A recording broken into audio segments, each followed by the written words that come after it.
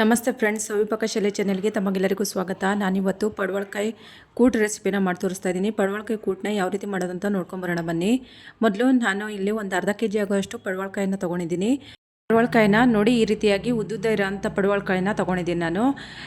ಇದು ನಾಟಿ ಪಡವಲಕಾಯಿ, ಫಾರಮ್ಮು ಸಿಗುತ್ತೆ, ಚಿಕ್ಕಗಿರುತ್ತೆ, ಅಂಥವಾದರೂ ತೊಗೊಂಡು ಮಾಡ್ಕೊಬೋದು. ಆದರೆ ಆ ಫಾರಮ್ಗಿಂತನೂ ನಾಟಿ ಪಡವಲಕಾಯಿನೇ ತುಂಬಾ ಟೇಸ್ಟಾಗಿ ರುಚಿಯಾಗಿರೋದು. ಇವಾಗ ನೋಡಿ, ಅದ್ರ ಒಳಗಿನ ಬೀಜ ಎಲ್ಲ ತೆಗೆದುಬಿಟ್ಟು ಈ ರೀತಿಯಾಗಿ ಚಿಕ್ಕದಾಗಿ ಮೀಡಿಯಮ್ ಆಗಿ ಕಟ್ ಮಾಡ್ಕೊಳ್ತಾ ಇದ್ದೀನಿ. ಇದನ್ನೆಲ್ಲ ಕಟ್ ಮಾಡ್ಕೊಂಡಿದ್ದೆಲ್ಲ ಆಗಿದೆ. ಇವಾಗ ನಾನು ಕಟ್ ಮಾಡಿರೋದನ್ನ ನೀರಿಗೆ ಹಾಕ್ಕೊಂಡಿರ್ತಾ ಇದ್ದೀನಿ. ಇವಾಗ ಮಸಾಲಾನ ಹುರಿಯೋದಕ್ಕೆ ಒಂದು ಚಿಕ್ಕ ಬಾಣಲಿನ ಇಟ್ಕೊಂಡಿದ್ದೀನಿ. ಅದಕ್ಕೆ 1-2 ಟೇಬಲ್ ಸ್ಪೂನ್ ಆಗೋಷ್ಟು ಎಣ್ಣೆ ಹಾಕ್ಕೊಳ್ತಾ ಇದ್ದೀನಿ. ನೋಡಿ, ಇಲ್ಲಿ ಕಾಳುಮೆಣಸು, ಚಕ್ಕೆ, ಲವಂಗ, ಶುಂಠಿ, ಬೆಳ್ಳುಳ್ಳಿ, ಈರುಳ್ಳಿ ಇದಿಷ್ಟು ತೊಗೊಂಡಿದ್ದೀನಿ ಹುರಿಯೋಕ್ಕೆ. ಇವಾಗ ಚಕ್ಕೆನ ಹಾಕ್ಕೊಳ್ತಾ ಇದ್ದೀನಿ, 1-2 ಪೀಸ್ ಆಗುವಷ್ಟು ಚಿಕ್ಕದು ಕಟ್ ಮಾಡ್ಕೊಂಡು ಹಾಕ್ಕೊಂಡಿದ್ದೀನಿ. ಲವಂಗ ಒಂದು 4 ತೊಗೊಂಡಿದ್ದೀನಿ. ಕಾಳುಮೆಣಸು ಒಂದು ಅರ್ಧ ಸ್ಪೂನ್ ಆಗುವಷ್ಟು, ಬೆಳ್ಳುಳ್ಳಿ ಒಂದು ಅರ್ಧ ಗೆಡ್ಡೆ ಆಗೋಷ್ಟು ತೊಗೊಂಡಿದ್ದೀನಿ. ಇದು ಕಟ್ ಮಾಡಿರುವಂಥ 2 ಈರುಳ್ಳಿನ ಹಾಕ್ಕೊಂಡು ಚೆನ್ನಾಗಿ ಇದನ್ನು ಕೆಂಪುಗಾಗೋ ತನಕ ಹುರ್ಕೊಳ್ಬೇಕು. ನಂತರ ಇದಕ್ಕೆ ಒಂದು ಅರ್ಧ ಇಂಚ್ ಆಗೋಷ್ಟು ಶುಂಠಿನ ಕಟ್ ಮಾಡ್ಕೊಂಡು ಹಾಕ್ಕೊಂಡಿದ್ದೀನಿ. ಹಸಿಕಾಯಿ ತುರಿ 1 ಕಪ್ ಆಗೋಷ್ಟು ಹಾಕ್ಕೊಂಡು ಚೆನ್ನಾಗಿ ಇದನ್ನು ಹುರ್ಕೊಳ್ಬೇಕು. ಕೆಂಪುಗಾಗೋ ತನಕ ಚೆನ್ನಾಗಿ ಇದನ್ನು ಫ್ರೈ ಮಾಡ್ಕೊಳ್ಳೋಣ. ಇವಾಗ ಒಂದು ಸ್ವಲ್ಪ ಫ್ರೈ ಆಗಿದೆ. ಇದಕ್ಕೆ ಇವಾಗ 1 ಸ್ಪೂನ್ ಆಗುವಷ್ಟು ಗಸಗಸೆನ ಹಾಕ್ಕೊಳ್ತಾ ಇದ್ದೀನಿ. ಒಂದು ಸ್ವಲ್ಪ ಕೊತ್ತಂಬರಿ ಸೊಪ್ಪನ್ನ ಚೆನ್ನಾಗಿ ತೊಳ್ಕೊಂಡು ಹಾಕ್ಕೊಳ್ತಾ ಇದ್ದೀನಿ. ಇದಿಷ್ಟು ಚೆನ್ನಾಗಿ ಬಾಡಬೇಕು, ಅಲ್ಲಿ ತನಕ ಇದನ್ನು ಫ್ರೈ ಮಾಡ್ಕೊಳ್ಳೋಣ.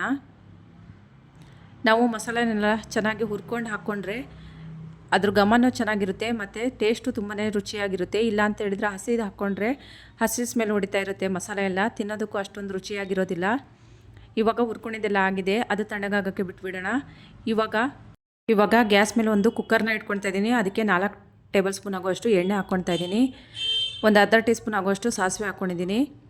ಬೆಳ್ಳುಳ್ಳಿ ಒಂದು 7-8 ಸಿಪ್ಪೆ ಬಿಡಿಸ್ಕೊಂಡು ಹಾಕ್ಕೊಂಡಿದ್ದೀನಿ. ಈರುಳ್ಳಿ 1-2 ಕಟ್ ಮಾಡ್ಕೊಂಡು ಹಾಕ್ಕೊಂಡಿದ್ದೀನಿ. ಇದಿಷ್ಟನ್ನು ಚೆನ್ನಾಗಿ ಫ್ರೈ ಆಗಬೇಕು, ಅಲ್ಲಿ ತನಕ ಚೆನ್ನಾಗಿ ಇದನ್ನು ಕೆಂಪುಗಾಗೋ ತನಕ ಫ್ರೈ ಮಾಡ್ಕೊಳ್ಳೋಣ. ಈರುಳ್ಳಿ ಒಂದು ಸ್ವಲ್ಪ ಕೆಂಪುಗಾಗಿದೆ. ಇವಾಗ ಇದಕ್ಕೆ ಕರಿಬೇವು ಸೊಪ್ಪನ್ನ ಹಾಕ್ಕೊಳ್ತಾ ಇದ್ದೀನಿ. ಈಗ ಪಡವಲಕಾಯಿನ ನಾವೇನು ಕಟ್ ಮಾಡಿಕೊಂಡು ತೊಳ್ಕೊಂಡು ಇಟ್ಕೊಂಡಿದ್ವಲ್ಲ, ಆ ಪಡವಲಕಾಯಿನ ಇದಕ್ಕೆ ಹಾಕ್ಕೊಳ್ತಾ ಇದ್ದೀನಿ. ಹಾಕ್ಕೊಂಡು ಚೆನ್ನಾಗಿ ಇದನ್ನು ಎಣ್ಣೆನಲ್ಲೇ ಫ್ರೈ ಮಾಡ್ಕೊಳ್ಬೇಕು. ಇದ್ರ ಜೊತೆಯಲ್ಲಿ ಬೇರೆ ತರಕಾರಿನಾದ್ರೂ ಹಾಕ್ಕೊಳ್ಬೋದು. ನಾನಿಲ್ಲಿ ಒಂದು ಆಲೂಗಡ್ಡೆನ ಹಾಕ್ಕೊಳ್ತಾ ಇದ್ದೀನಿ. ಆಲೂಗಡ್ಡೆ ಹಾಕ್ಕೊಂಡು ಚೆನ್ನಾಗಿ ಇದನ್ನು ಒಂದು ಸ್ವಲ್ಪ ಹುರ್ಕೊಳ್ತಾ ಇದ್ದೀನಿ. ಇವಾಗ 1-2 ಟೊಮೆಟೊನ ಕಟ್ ಮಾಡ್ಕೊಂಡು ಹಾಕ್ಕೊಳ್ತಾ ಇದ್ದೀನಿ. ಚೆನ್ನಾಗಿ ಒಂದು ಸತಿ ಕಲಿಸ್ಕೊಂಡು ನಂತರ ಇದಕ್ಕೆ ಒಂದು 1/4 ಟೀ ಸ್ಪೂನ್ ಆಗುವಷ್ಟು ಅರಿಶಿನ ಪುಡಿನ ಹಾಕ್ಕೊಳ್ತಾ ಇದ್ದೀನಿ. ಇದನ್ನೊಂದು ಸತಿ ಚೆನ್ನಾಗಿ ಮಿಕ್ಸ್ ಮಾಡ್ಕೊಳ್ತಾ ಇದ್ದೀನಿ. ಇವಾಗ ಇದಕ್ಕೆ ನಾವು ಕಡಲೆಬೇಳೆನ 1-2 ಅವರ್ ಮುಂಚೆನೇ ಚೆನ್ನಾಗಿ ತೊಳ್ಕೊಂಡು ನೆನೆಸಿಟ್ಟಿದೆ ನೀರಿನಲ್ಲಿ. ಅದರ ನೀರು ತೆಗೆದುಬಿಟ್ಟು ಹಾಕ್ಕೊಳ್ತಾ ಇದ್ದೀನಿ. ಕೂಟಿಗೆ ಕಡಲೆಬೇಳೆ ಹಾಕ್ಕೊಂಡ್ರೆ ಚೆನ್ನಾಗಿರುತ್ತೆ. ಕಪ್ಪಲ್ಲಿ ಅರ್ಧ ಕಪ್ ಆಗುವಷ್ಟು ಹೆಸರುಬೇಳೆನ ತೊಳೆದ್ಬಿಟ್ಟು ಹಾಕ್ಕೊಂಡಿದ್ದೀನಿ. ನೆನೆಸೋಕ್ಕೇನು ಹೋಗಿಲ್ಲ, ಹೆಸರುಬೇಳೆ ಬೇಗ ಬೆಂದುಬಿಡುತ್ತೆ, ಅದಕ್ಕಾಗಿ ನಾನು ನೆನೆಸೋಕೆ ಹೋಗಿಲ್ಲ. ಕಡಲೆಬೇಳೆ ಮಾತ್ರ ನೆನೆಸ್ಕೊಂಡಿದ್ದೀನಿ. ಅದೆರಡನ್ನೂ ಹಾಕ್ಕೊಂಡು ಚೆನ್ನಾಗಿ ಇದನ್ನು ಒಂದು ಸತಿ ಕಲಸಿ ಮಿಕ್ಸ್ ಮಾಡ್ಕೊಂಡಿದ್ದೀನಿ. ಈಗ ತರಕಾರಿ ಎಲ್ಲ ಬೇಯೋದಕ್ಕೆ ಒಂದು ಸ್ವಲ್ಪ ಉಪ್ಪು ಹಾಕ್ಕೊಳ್ತಾ ಇದ್ದೀನಿ. ಉಪ್ಪು ಹಾಕ್ಕೊಂಡು ಒಂದು ಸತಿ ಚೆನ್ನಾಗಿ ಕಲಸಿ ಮಿಕ್ಸ್ ಮಾಡ್ಕೊಳ್ಬೇಕು. ನಾವೇನು ಪಡವಲಕಾಯಿಂದ ಕೂಟ್ ಮಾಡ್ಕೊತಿದ್ದೀವಲ್ಲ, ಪಡವಲಕಾಯಿ ಒಂದು ಸ್ವಲ್ಪ ಹೀಟ್ ಆಗುತ್ತೆ, ಅದಕ್ಕಾಗಿ ನಾವು ಒಂದು ಸ್ವಲ್ಪ ಹೆಸರುಬೇಳೆನ ತೊಗೊಂಡಿದ್ದೀವಿ. ನಿಮಗೆ ಬೇಕಿದ್ರೆ ಹೆಸರುಬೇಳೆ ಹಾಕ್ಕೊಳ್ಳಿ, ಇಲ್ಲ ಅಂತ ಹೇಳಿದ್ರೆ ಬರೀ ಕಡಲೆಬೇಳೆದಲ್ಲೇ ಮಾಡ್ಕೊಬೋದು, ಇಲ್ಲಾಂದರೆ ತೊಗರಿಬೇಳೆ ಹಾಕ್ಕೊಂಡಾದರೂ ಮಾಡ್ಕೊಬೋದು. ಇದು ಬೇಯ್ತಾ ಇಲ್ಲಿ, ಅಲ್ಲಿ ತನಕ ನಾನು ಮಸಾಲಾನ ಏನು ಹುರ್ಕೊಂಡು ಇಟ್ಕೊಂಡಿದ್ವಲ್ಲ ಅದೆಲ್ಲ ತಣ್ಣಗಾಗಿದೆ. ಮಿಕ್ಸಿ ಜಾರಿಗೆ ಹಾಕ್ಕೊಂಡಿದ್ದೀನಿ. ಅದ್ರ ಜೊತೆಗೆ 1 ಸ್ಪೂನ್ ಧನಿಯಾ ಪುಡಿ, 1 ಸ್ಪೂನ್ ಗರಂ ಮಸಾಲ, 1.5 ಸ್ಪೂನ್ ಆಗುವಷ್ಟು ಅಚ್ಕಾರದ ಪುಡಿನ ಹಾಕ್ಕೊಂಡು ಒಂದು ಸ್ವಲ್ಪ ನೀರು ಸೇರಿಸ್ಕೊಂಡು ನುಣ್ಣಗೆ ಇದನ್ನು ರುಬ್ಕೊಳ್ಬೇಕು. ಮಸಾಲೆ ಎಲ್ಲ ರುಬ್ಕೊಂಡಿದ್ದಾಗಿದೆ. ಈ ಕಡೆ ನೋಡಿ, ನಾವು ಏನು ತರಕಾರಿನ ಬೇಯಕ್ಕಿಟ್ಟಿದ್ವಲ್ಲ ಅದು ಬೆಂದಿದೆ. ಅದಕ್ಕೆ ಇವಾಗ ನಾವು ರುಬ್ಬಿರೋಂಥ ಮಸಾಲಾನ ಹಾಕ್ಕೊಂಡು ಚೆನ್ನಾಗಿ ಇದನ್ನು ಕಲಿಸ್ಕೊಳ್ಬೇಕು. ನೋಡಿ, ಇವಾಗ ಮಿಕ್ಸಿ ಜಾರ್ ತೊಳೆದ್ಬಿಟ್ಟು ನೀರನ್ನ ಹಾಕ್ಕೊಳ್ತಾ ಇದ್ದೀನಿ. ಇವಾಗಲೇ ನೀರು ಎಷ್ಟು ಬೇಕಾಗುತ್ತಂತ ನೋಡಿಕೊಂಡು ಹಾಕ್ಕೊಳ್ಳಿ, ಜಾಸ್ತಿ ತೆಳು ಮಾಡ್ಕೊಳಕ್ಕೆ ಹೋಗ್ಬೇಡಿ. ಒಂದು ಸ್ವಲ್ಪ ದಪ್ಪ ಇದ್ರೇ ಚೆನ್ನಾಗಾಗುತ್ತೆ ಕೂಟಿದು.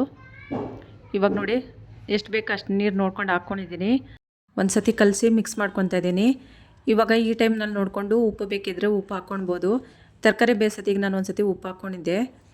ಇವಾಗ ನೋಡಿ, ಇದು ಚೆನ್ನಾಗಿ ಕುದಿ ಬರ್ತಾಯಿದೆ. ಇದನ್ನು ಇವಾಗ ಕುಕ್ಕರ್ ಮುಚ್ಚಳನ ಮುಚ್ಚಿ 1-2 ವಿಷಲ್ ಕೂಗಿಸ್ಕೊಳ್ತಾ ಇದ್ದೀನಿ. 2 ವಿಷಲ್ ಒಡೆದಿದ್ದಾಗಿದೆ. ನೋಡಿ, ಓಪನ್ ಮಾಡಿ ತೋರಿಸ್ತಾ ಇದ್ದೀನಿ. ಎಣ್ಣೆ ಎಲ್ಲ ಬಿಟ್ಕೊಂಡು ಮಸಾಲೆ ಎಲ್ಲ ಚೆನ್ನಾಗಿ ತಾಗಿದೆ. ಇದಕ್ಕೆ ಒಂದು ಸತಿ ಚೆನ್ನಾಗಿ ಕಲಿಸ್ಕೊತಾ ಇದ್ದೀನಿ. ಗ್ಯಾಸ್ ಆನ್ ಮಾಡಿಬಿಟ್ಟು ಒಂದು ಸತಿ ಕುದಿಸ್ಕೊಳ್ಬೇಕು. ನೋಡಿ, ಬೇಳೆ ಎಲ್ಲ ಚೆನ್ನಾಗಿ ಬೆಂದಿದೆ. ಸಾಕು ಇಷ್ಟು ಬೆಂದರೆ. ಇದು ಕೊನೆಯಲ್ಲಿ ಇವಾಗ ಕೊತ್ತಂಬರಿ ಸೊಪ್ಪನ್ನ ಹಾಕ್ಕೊಳ್ತಾ ಇದ್ದೀನಿ. ಇದು ಬಿಸಿ ಅನ್ನ ಜೊತೆ, ದೋಸೆ, ಚಪಾತಿ ಜೊತೆ ತಿನ್ನೋದಕ್ಕೆ ತುಂಬಾ ಚೆನ್ನಾಗಿರುತ್ತೆ. ಮುದ್ದೆ ಜೊತೆ ತಿನ್ನೋದಕ್ಕೂ ತುಂಬಾ ರುಚಿಯಾಗಿರುತ್ತೆ. ನೋಡಿದ್ರಲ್ಲ ಫ್ರೆಂಡ್ಸ್, ರುಚಿಕರವಾದಂತಹ ಪಡವಲಕಾಯಿ ಕೂಟನ್ನ ಯಾವ ರೀತಿ ಮಾಡ್ಕೊಳ್ಳೋದು ಅಂತ ಹೇಳ್ಕೊಂಡು ಇದಿವಾಗ ರೆಡಿಯಾಗಿದೆ.